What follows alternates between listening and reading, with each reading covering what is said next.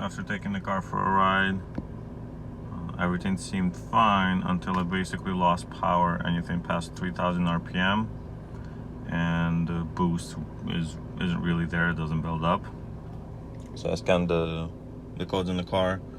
As you can see, I've got a couple codes. So it looks like I'm leaking. There's a leak somewhere, you know, between the intake and the turbo. So we're gonna get to troubleshoot that and see what's going on. But other than that, it's been driving pretty good.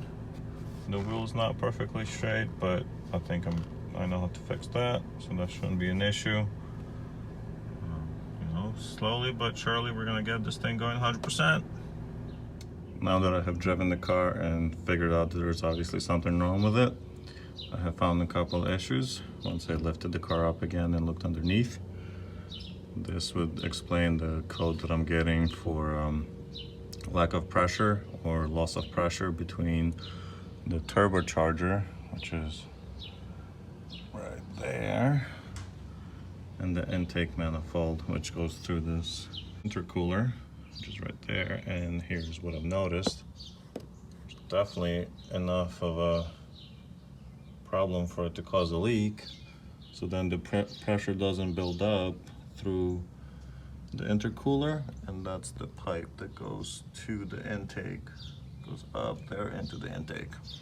So obviously if there's a hole right here, all the pressure that the turbo is building, it kind of evacuates here, and then the boost is not getting delivered to the engine. So this would definitely explain the issue that I'm having. Now let's see how I can get this back in there and secure it properly so this doesn't happen again. The car, I have also noticed another issue. Looks like when I put the fan in, the radiator fan, it got misaligned here. It's fine on that end, right here, but it's definitely not where it's supposed to be. So maybe actually this being out of alignment can cause this pipe to be not properly inserted. Not sure. One other issue that I've had is this sensor right here. The car just will not measure the oil level, which normally wouldn't be an issue, but this car does not have a dipstick, so this is kind of the only way to tell how much oil is in there. Yes, I know it's very dirty, I'm gonna clean it up, but I didn't want to put too much effort into cleaning something that I wasn't sure was gonna work. This will get cleaned up though, and there's no leaks. But yeah, the car doesn't measure oil, there's no dipstick, so I'm gonna have to replace the sensor. I'm thinking I'll drive for maybe 1,000 miles and do an oil change at the same time. Since I just put a brand new oil in, I don't want to dump it and then, you know, have to put another 5 quarts of oil. I did measure exactly, so it's 5.3 quarts, just as the manual recommends. So I should be fine. I don't believe it's gonna run low on oil, but I'll just drive it for maybe 1,000 miles and then change the sensor and the oil at the same time.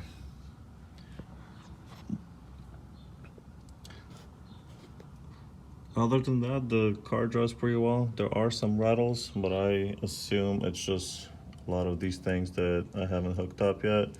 You know, that little metal piece that's hanging off that's supposed to hold the protection or the underbody protection, and you know, these things, this is not hooked up to anything, so I'm sure that's the rattling that I'm getting, but we'll see. I want to make sure the engine runs perfect before I start playing with cosmetic stuff, I guess. Alright, so it's a few minutes later. Turns out I might have forgotten one of these clips. So I put the clip back in. And just for extra measure, I put one of these clamps on. It's mostly hand tight. I'm like just a little tight so it doesn't crack the plastic. Definitely don't want this to crack. So I have to replace this entire thing, and I'm sure that's expensive. But it should keep it nice and safe in there, and this hopefully keeps this in with the little clamps on the side. Let's go take it for a ride. Alright, so I just fixed that pipe under the car. I scanned the codes and I see I still have the engine management code. Let's go see what it is, if it's the same one as before. Okay, read trouble codes. Yep, so the same errors as before. Let's go back, clear those codes. Now that we have maybe fixed the issue, all right? All codes erased. Now we can start the car. Let's see what that's like. Great. You only pay the cost of the office visit. Planned Parenthood has been a troubleshoot provider. Okay, start off pretty good. Yes, I know there's a rattle. The rattle is in the exhaust. It's the valve that opens and closes the louder and quieter exhaust for the back pressure. That's going to be fixed next, not a big deal. But so far it looks good. I'm going to go for a drive and report back if there are any issues.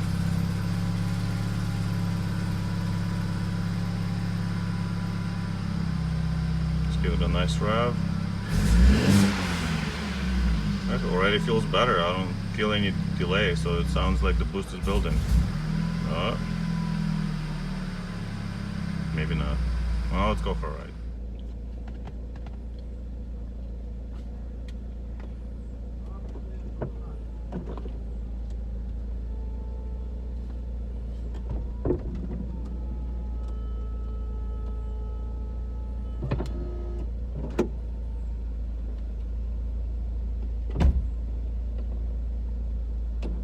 I love that.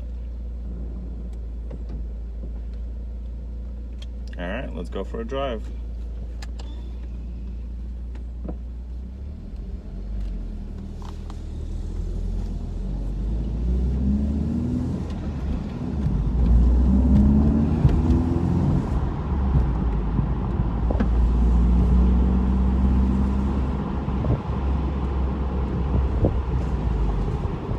As you can see, my fix actually worked. I'm super happy about it. It was a very easy, a $2 clamp fixed my issue. Now I can build up boost, no problem at all. That was about 4,000 RPM, so before it would just kind of die down at that point. I'm still in very small streets, so I don't want to go crazy. And we just had a storm. There's little twigs everywhere, so I'll leave that alone.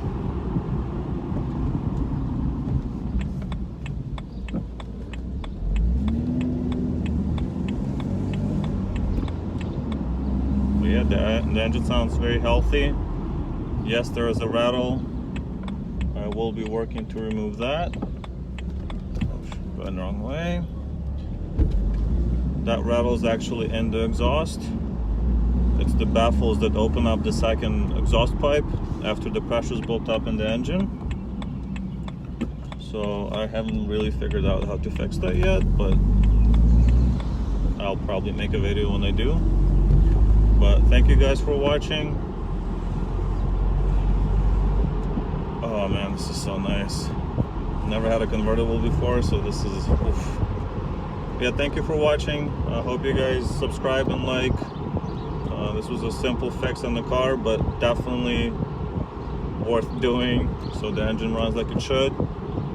I'll keep driving, keep finding little issues since I just changed the engine, but once it's done, it'll just be a perfect summer cruiser. See you guys.